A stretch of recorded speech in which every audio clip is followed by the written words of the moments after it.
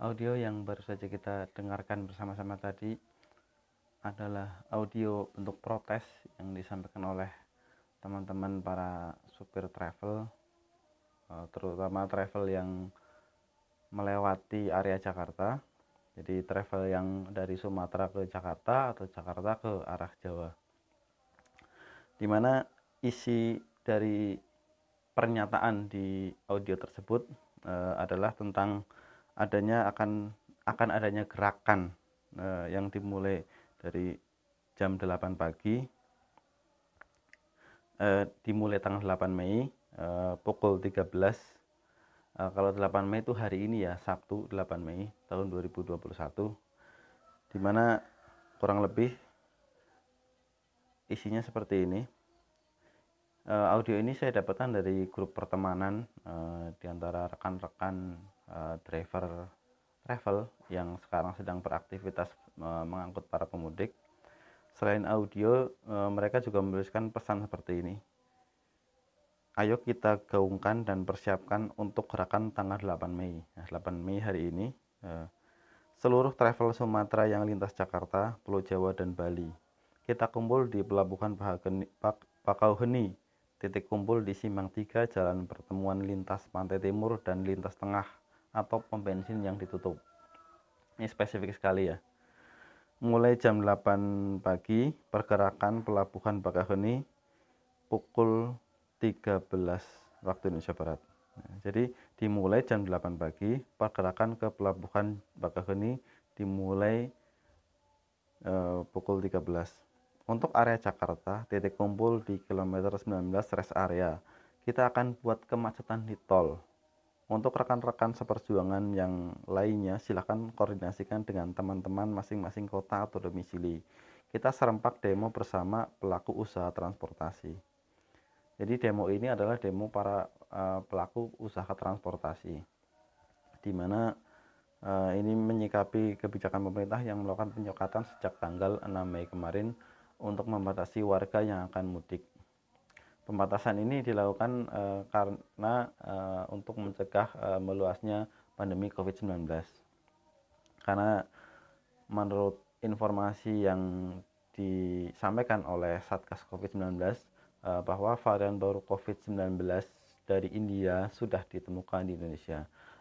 Dengan salah satunya dengan alasan tersebut, pemerintah memutuskan untuk melakukan penyekatan mudik sehingga warga yang ada di ibu kota dan sekitarnya tidak mudik ke kampung halaman untuk menghindari lonjakan kasus COVID-19. Tetapi kebijakan pemerintah tersebut terutama nampaknya ditentang oleh banyak pihak ya, terutama para pengusaha jasa transportasi, khususnya jasa transportasi travel. Travel ini bermacam-macam, ada travel yang non resmi dan travel resmi, tapi kebanyakan yang melakukan protes adalah travel non resmi. Travel non resmi adalah travel yang mereka mempunyai izin, tapi hanya izin pariwisata untuk perjalanan pariwisata biasanya, atau sekarang juga ada yang menggunakan izin transportasi angkutan khusus ya. Jadi dari gerakan ini kalau kita lihat endingnya adalah ingin memacetkan jalan tol sehingga nanti di pintu tol itu terjadi chaos. Kalau terjadi chaos mau nggak mau petugas akan meloloskan mereka di pintu tol dan mereka bebas melanjutkan perjalanan ke kampung halaman. Tentunya ini jadi kontraproduktif dengan apa yang diinginkan oleh pemerintah agar masyarakat tidak mudik. Dan oleh beberapa pihak pasti aktivitas ini akan dimanfaatkan untuk supaya mereka lolos mudik.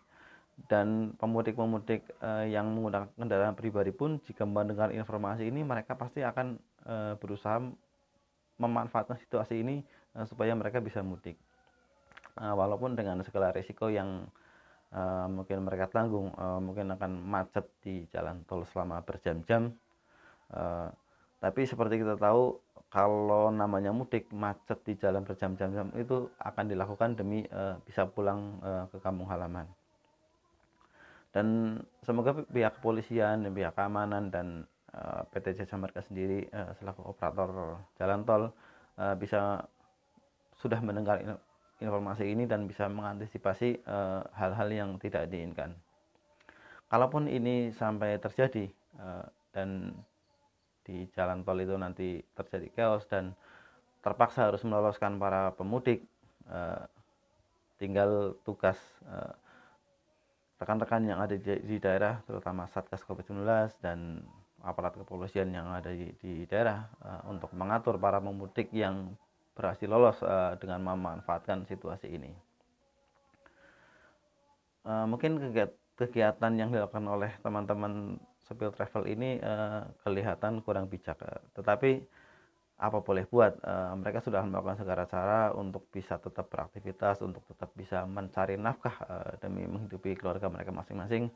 Dan kalau kita lihat beberapa video di beberapa hari yang lalu, memang terlihat miris, sampai ada sopir travel yang memecahkan kaca depan mobilnya sendiri dan ada yang memecahkan kaca belakang mobilnya sendiri gitu. Itu mungkin bentuk frustasi mereka karena di Lebaran kali ini mereka tidak bisa mengangkut penumpang seperti biasanya. Setelah tahun 2020 mereka juga tidak bisa melakukan aktivitas mudik dengan mengangkut penumpang seperti biasanya. Ini harus diulangi lagi di tahun 2021. Ini adalah bukti frustasi mereka terhadap kebijakan pemerintah. Seharusnya pemerintah bisa mengkaji lebih baik lagi, lebih arif lagi tentang kebijakan-kebijakan ini. Dan sebenarnya pemerintah juga sudah memberikan pengecualian ya untuk beberapa orang yang bisa melewati titik penyekatan tersebut gitu. Seperti dengan menunjukkan surat izin keluar masuk. Dan di lapangan pun sebenarnya supir-supir travel itu lebih pintar daripada petugas keamanan. Mereka sudah sangat paham jalur-jalur yang ada penyekatan atau tidak, dan kadang mereka menunggu di daerah sekitar Jabodetabek. Nanti mereka bekerja sama dengan transportasi lain, penumpang mereka dilansir dari Jakarta menuju ke pinggiran Jakarta, lalu mereka angkut ke kampung halaman. Itu pun sudah banyak terjadi, dan itu yang lazim terjadi di lapangan. Dan mungkin yang mereka lewat tol, macet di tol hanyalah orang-orang yang kurang beruntung. Mereka tidak mengetahui jalan-jalan yang biasa dilalui oleh supir-supir travel yang sudah senior, yang sudah malang melintang setiap hari bolak-balik Jakarta. Sebenarnya ini juga jadi catatan kepolisian ya, walaupun pihak keamanan sudah melakukan penyekatan, sudah melakukan penyekatan di berbagai titik, tapi masih banyak sekali yang lolos. Karena seperti kita tahu di wilayah Jabodetabek itu selain jalan tol ada juga jalan arteri, ada jalan-jalan inspeksi, jalan-jalan kecil yang jalan-jalan itu menghubungkan antara wilayah Jakarta, Jabodetabek dengan wilayah-wilayah di sekitarnya. Seperti perbatasan Jakarta dan Bekasi pun kita mungkin ada ratusan titik yang bisa dilalui, dan rasanya kalau semua titik itu akan dilakukan penyekatan juga masyarakat sekitarnya karena itu melalui perkampungan akan terganggu, dan petugas kepolisian pun rasanya tidak akan cukup melakukan penyekatan itu. Makanya kenapa kita bilang tadi sopir travel itu lebih pintar mencari jalan untuk menghindari titik penyekatan yang dilakukan oleh petugas. Saya rasa cukup sekian. Semoga petugas keamanan kita, pihak jasa marga dan pemerintah bisa mengantisipasi supaya tidak terjadi chaos akibat gerakan yang akan dilaksanakan oleh sopir-sopir travel ini. Dan kita berharap semoga gerakan ini juga tidak terjadi, tidak semasif yang diberitakan di grup-grup pertemanan, dan tidak akan terjadi chaos di jalan tol dan di titik-titik penyekatan. Terima kasih. Assalamualaikum warahmatullahi wabarakatuh.